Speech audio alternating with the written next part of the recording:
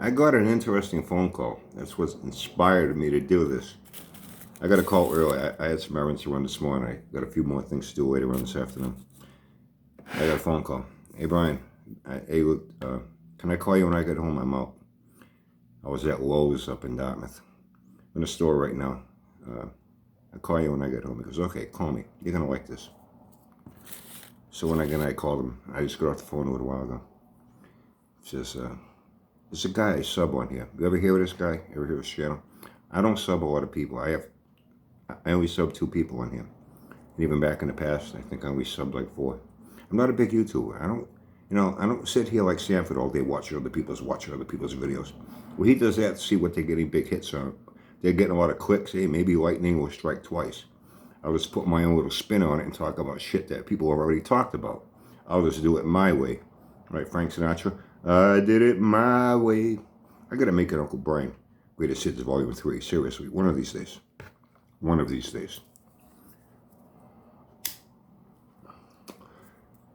Says, I got a notification. You got a new video up, and I hadn't seen one in a while. He says, I followed this guy from the beginning, like 3.5 years ago when he came on YouTube. He says, the guy is very good, very technical, very educational, instruction. He shows hands-on, and he's good. He's somebody worth watching if you actually want to build an engine. You want precise details, and you want to learn things that work, that you can adapt to your car, and it will work. And there are many on here. He's not the only one. And like I've said, then the others on here, they're only on here to run a fucking business. Get subs, views, and make money. He says, I think you know me. I've been saying that for a long time. Sanf is one of them. He says, yeah, I watched this guy. And then I'm not going to watch it. I said, how long is it? It's like a 5 or 6 minute video, 10 minute. I'll watch it. He said 20-something minutes. I forget. I'm not going to bother watching it. Tell me what happened. He says, well, you pretty much said a lot of things you've been saying for a long time. And he talked about how people need to understand that YouTube, for the most part, it's purely entertainment value. You're not going to get a whole lot of educational value on here. Oh, ambulance. It's mostly entertainment value. You're not going to learn a whole lot from a whole lot of people on here that you'd want to do yourself in your home or in your car or, refitting your fucking bathroom, It's people that just want attention, to get subs, views, to get clicks, to make money. It's a money-making venture. And how do they do that? A lot of them, their main focus is on building a character because their purpose is just to make money. Their quality is a secondary issue. It's about quantity of what they can get for subs, views, dollars, And it's about, and they start out, their first thought is, how do you do that? You got to get attention. How do you get attention? They try to create and craft a character, a personality, a persona. They want to get people to think that they're interesting, simply to watch them. Whether they're building a Hemi engine or cutting their fucking grass or feeding their fucking pet rabbit. What they're doing doesn't matter. It's all about the person. That's very true. I've said that for a long time. I haven't watched car reality shows in the longest time. Is it really about the cars? It's about Danny the Count, Richard Rawlings, this one, that one, their antics, theatrics. You never saw these guys trying to fucking ranch, have you? See what they're doing, their sharp antics. Who was that horny Mike guy, one sharp, chasing each other with silly string, throwing water balloons. And about 80% of the show is theatrics and talking. You don't really see a whole lot of what's going on in any cars. You just see it at the end. Bring it out, Rolly! And this beautiful car comes out that, the Count never touched. You know what I mean? And he takes all the credit for it. People tune in to see the characters more than they give a fuck about the cars. That's very true. He said this guy touched on that. And he mentioned how Sanford's gone through a lot of personality changes trying to find that one character, that one persona that clicked, that worked, where he could gain a following. And I remember early on, Sanford in the beginning, it was about theatrics. He says, And he said it's funny. He's saying things about Sanford where he's trying to be diplomatic. He's really not trying to bash him, but he's not saying a lot of good things about him either. You know, talking about how, you know, in all these years he's seen Sanford. Sanford's never had a project that was a success. But his followers don't care because they're only tuning in to watch him. They really don't care whether he runs that 10 or not. I bet he said a lot of things that's the same thing you've been saying, Brian. I guess this guy, you know, is aware of things, you know. Like I've said, Sanford's pickle sniffers, they know when he makes a big claim, he's not going to live up to it. A lot of times the claim, that project don't even get started. He'll talk about it, and then you never hear about it again. You know what I mean? This is his track record because he doesn't care. And it gets to a point where his followers don't care either. All they care about is seeing him, listening to him, hearing what he's going to talk about next. Another new claim, another new project, another new this, another new that. Jumping on a Coleman mini bike and riding to the bathroom with it. Taking some junky fucking dirt bike and riding around in a lot. Hey, look, am I cool or what? Riding that fucking scooter down the street, jamming a bowl of ramen noodles in his mouth. Shit like that. That's all they care about. Theatrics, antics, his character, his persona, his image. It gets him views, it makes him money. He even said, I gotta give the guy credit. He built a channel, he's making money, where he's able to go out and buy, you know, a mini bike or something like that for $300. You know, it's not a whole lot of, you know, not all the skin off his ass, a big, huge expense. So he can make stupid videos like that. Bring in things that he can, you know, take that dirt bike, take that scooter out, make a video, get a lot of clicks, make enough money that hopefully, you know, it almost pays for the cheap investment he put into that. And then it's gone, forgotten. You don't hear about it no more. You know what I mean? He'll flip it, sell it, or just park it somewhere and not give a fuck. And you'll never see it again. You know what I mean? And his image has changed over the years. And I remember that. When he first started out, you think he looks grubby now? You should have seen him back then. Talk about fucking grubby. Dirty white beater t-shirts on at times. He had that going for a while. Then he started wearing a leather jacket, trying to look like, you know, a biker. Trying to look like us. And then his character, he switched it up. In the beginning, he was like one of those TV pitchman. Hi, you know, Billy Mays here. Very, like, loud and direct and in your face. And his videos would be broken up into little segments and then joined together, like he'd be, you know, now over here we got this, that, and then he comes back over here.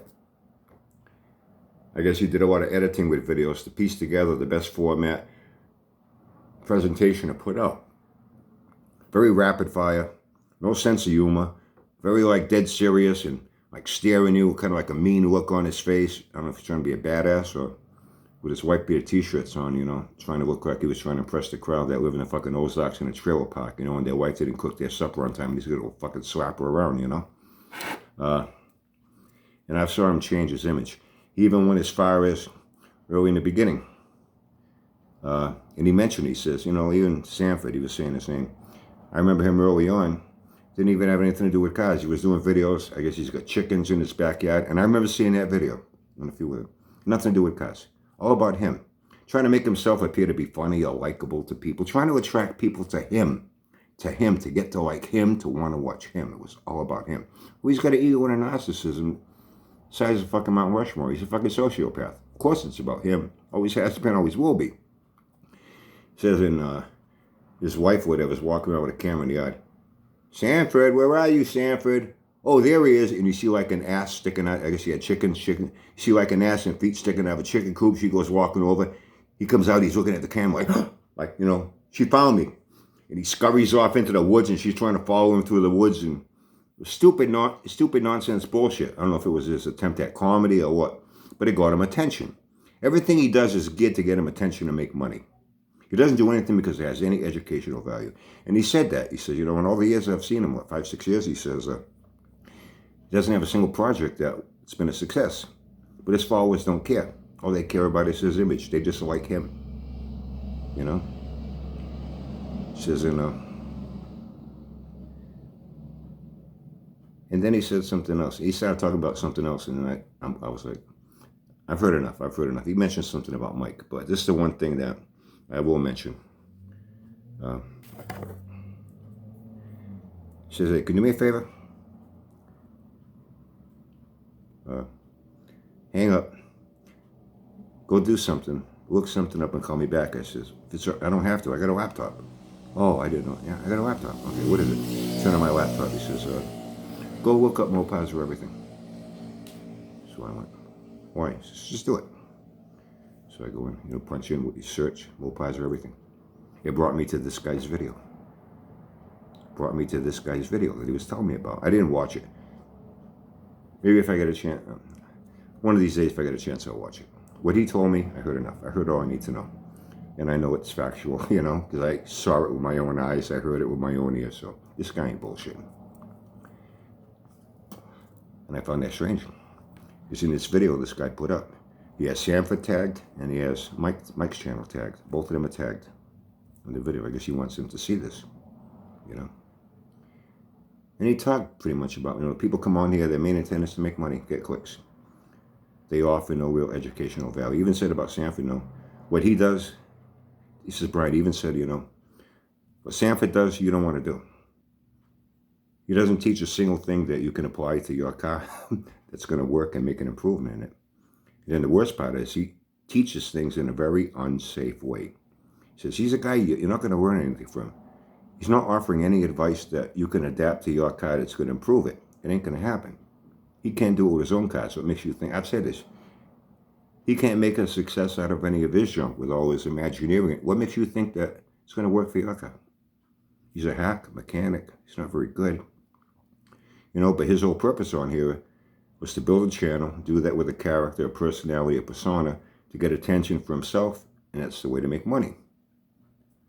He says, so I did it again. Closed it out, typed in Mopaz or everything. This guy's video comes up again. I'm like, what the fuck? Where's Mike's channel? He says, yeah, same thing here. I can't find it either, he says. And I was sub to him. I was sub to his channel. I can't find it either. Did he take it down? I said, I don't know. I don't really care. So I was kind of curious. Where it's him, where you fired a warning shot over his bow, to let it be known how you stand on people like him. And I had mentioned, the guy's going to go up. The guy's really going to lose his fucking nut one of these days. I said, I'm kind of curious. Did he finally fucking snap? And he's in a rubber room somewhere going, Biden, Biden, kill Biden, kill liberals. Okay, Mike, time for your Thorazine. Come on, let's get those pink bunny slippers on you.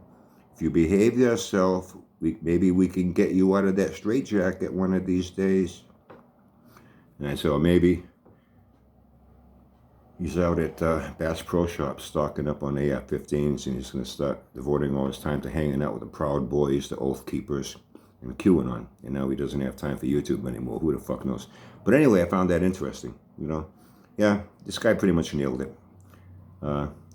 Myself and many of you have been saying the same thing for years, because we've been seeing the same fucking thing for years. So it's true.